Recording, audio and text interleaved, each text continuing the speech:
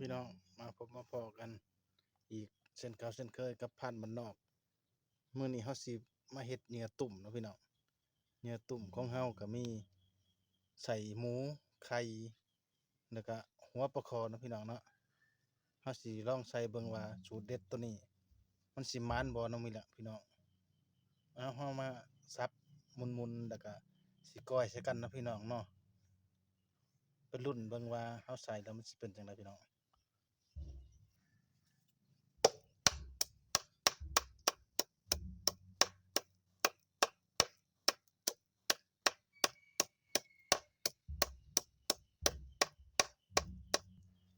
จะเอาพอประมาณเอาพอเป็นตอน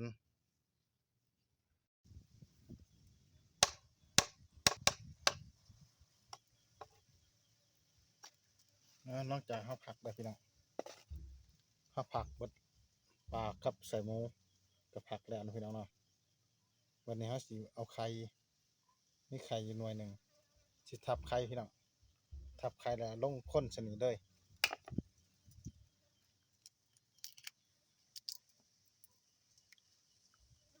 ไข่หน่วยหนึ่งพี่น้อง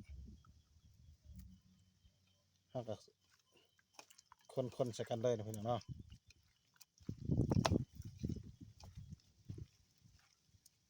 คนใส่ปลาไว้เพื่อให้มันมีกินข้าวปลากับข้าวใส่หมูข้าวไข่น้ำพี่น้องเพราะว่ายันมันมักมากินข้าวนะพี่น้องเนาะ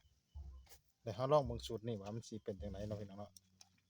ลองเบิ่งติดตามชมเบิ่งเนาะพี่น้องเนาะตุ่มพร้อมพี่น้องเนื้อพร้อมตุ่มพร้อมไปบัดนี้ไปหาใส่ตุ่มกันเด้อพี่น้องเด้อยามแรงคำบ่ายกับเซียนเวีย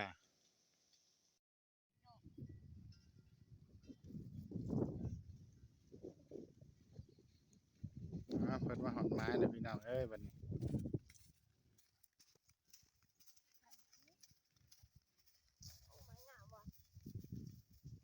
ย่างไปใส่ไม้แล้วพี่น้อง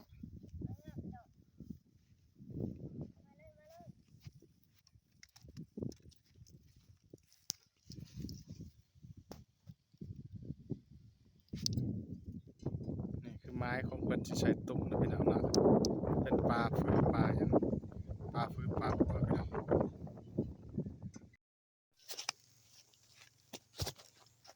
มาพี่น้องไปใส่ตุ่มเย็นน้ำกันมื้อนี้เฮาได้ไม้ดีๆเด็ดๆ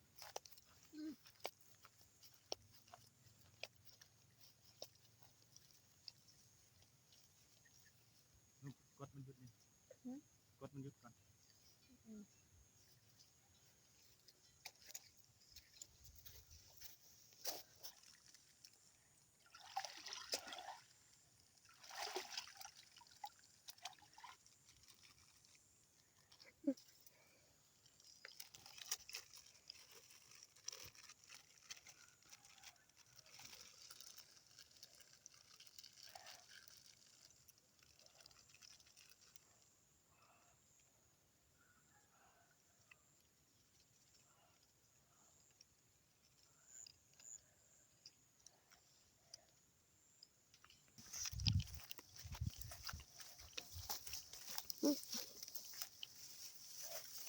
ไม้ที่สองพี่น้องไม้ที่สอง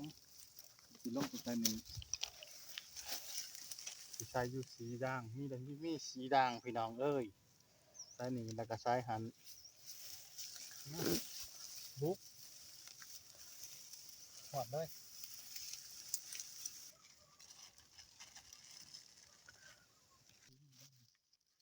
ฮะยัง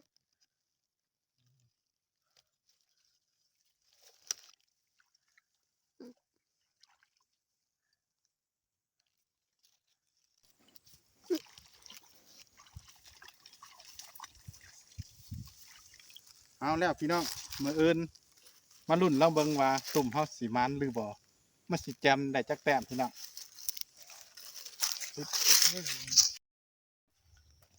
เอ้าสบายดีตอนเช้าพี่น้อง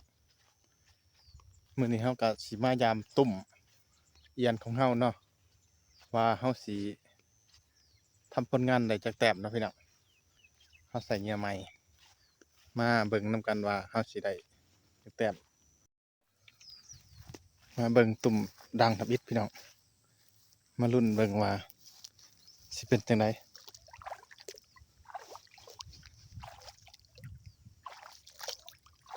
สี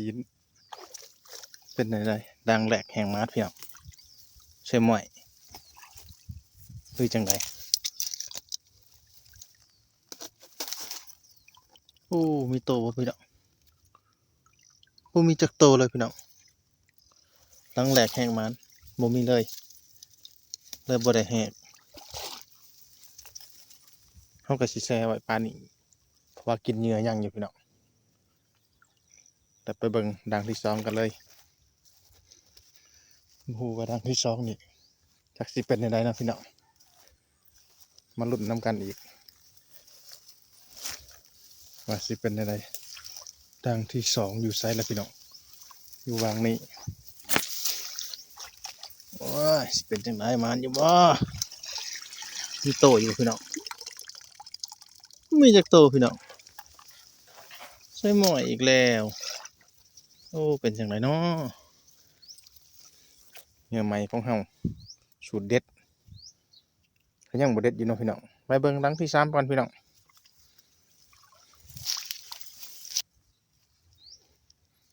มาลุ้นเบิ่งดังที่สามพี่น้องสิได้จักแต้มบัดนี้วิธีใส่ตุ่มก็แบบนี้แหละพี่น้องบ่เคยใส่จักเทื่อเบิ่งว่าพี่น้องเบิ่งนำกันก็เด้อมีโตบ่พี่น้องมีแต้มหนึ่งพี่น้องใส่น้อยๆสมมาคูดนี่เลยพี่น้องเขาไปเบิ่งอีกด่างที่สี่เพราะว่าเขามีอยู่สี่ด่าง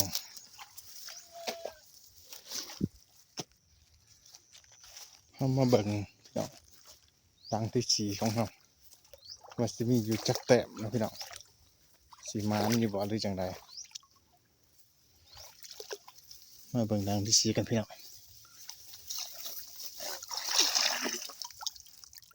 ด่างที่สี่กับบุมีแต้มพี่น้องเอ้ย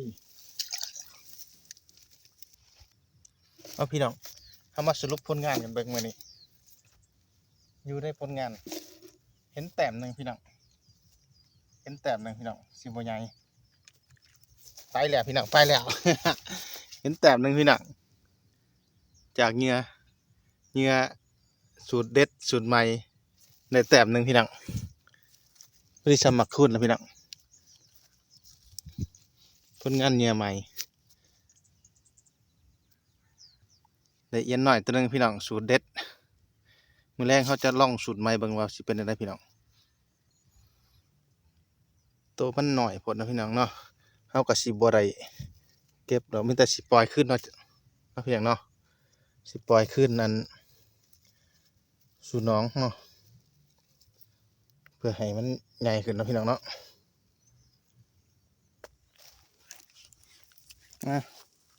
กลับขึ้นสู่น้องเก่าเพราะว่าไซส์เพิ่นน้อยพี่น้องเลยก็เลยปล่อยเพิ่นไปดุดลงพื้นเลยอ้าว